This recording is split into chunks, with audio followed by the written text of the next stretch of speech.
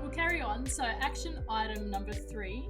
So make your website load more quickly. I hate slow websites. If we're only that easy. So last one was starting to dive into technical SEO a little bit, like behind the scenes. This is fully technical. It's very behind the scenes. So Google in the last year, so 2021 in June, made part of the algorithm this thing that they call Core Web Vitals, which is basically Google's attempt to try and measure user experience on a website. And one of the biggest factors in that is performance, which performance equals how quickly your website loads on mobile specifically. Desktop, still a factor, but Google's interested in mobile because everybody uses their phones for everything these days. So if your website doesn't load fast on mobile, you're losing. You are not doing well. Google will penalize you for that. So depending on where your website is hosted, there's a variety of things you can do. It depends on your host and what you're using to build your website. So if it's WordPress, there are plugins you can use to increase your page load speeds, caching plugins. There's a few really good ones, but it's not just a set and forget thing. Yeah, it requires constant checking and tweaking. It's not something that, like I said, it's not set and forget. It's not something that goes away. It's not something you do once when you set up your website. I wish it was. I've done that task. Now we can carry on. Yeah. No.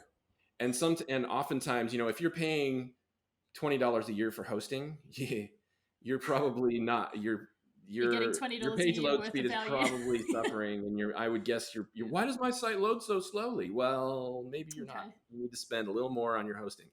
You need to make sure that your host gives you lots of memory, that you're not hosted with 150 other websites. Some of those websites may be pulling bandwidth from yours. You just need to make sure your website loads quickly. You could type into Google, why is my website not loading quickly? And you'll get a whole list of answers.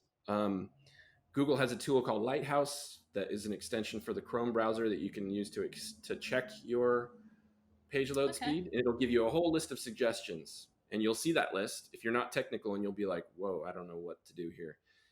That's where you go, maybe get in touch with someone like the Online Co. or your developer, whoever built the website, your host, any of those things. And I just recommend you do whatever you can to make sure that your site, that you're scoring at least 80 or above would be optimal in that performance score for Lighthouse.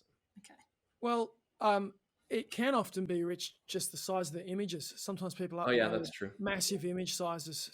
So that can be a good place to start, that most people can understand. That's true. The analogy I'd use here is if you're in a running race, and I haven't been in a running race since school. So obviously the aim is to get across the line first. And with SEO, the goal is to get in position 1. And if you start that race and everybody's lined up there with their running shoes on there, and there you are with army boots on, you're going to run pretty slow and everyone's going to beat you. And Google really look at this and they go, hey, everybody's loading fast and you're as slow as a wet week. Need to speed up, man. Get rid of the army boots. I want to jump back to what you said about images, because that's I totally forgot about that. But that's a simple thing that you can do right away without being too technical. So oftentimes a mistake website owners will make is to upload, like they'll just take an image right off their phone and just upload it to the website, and they're usually like 5-7 megabytes. Massive, yeah. You need to resize those images and optimize them before you post them. And there is a website that I use. It's great because you can actually resize the images there. You can't crop them, but you can at least. Okay. I say that the max width of your images should be 1920 pixels wide at this point. Maybe in 10 years it'll be wider, because 4K and monitors and all that stuff. But right now, 1920 is about as wide as you want to go. Mm-hmm. And you don't want anything if it's 1 megabyte, that's too much. 500 kilobytes, that's half a megabyte. Bordering on too much, but it's probably okay.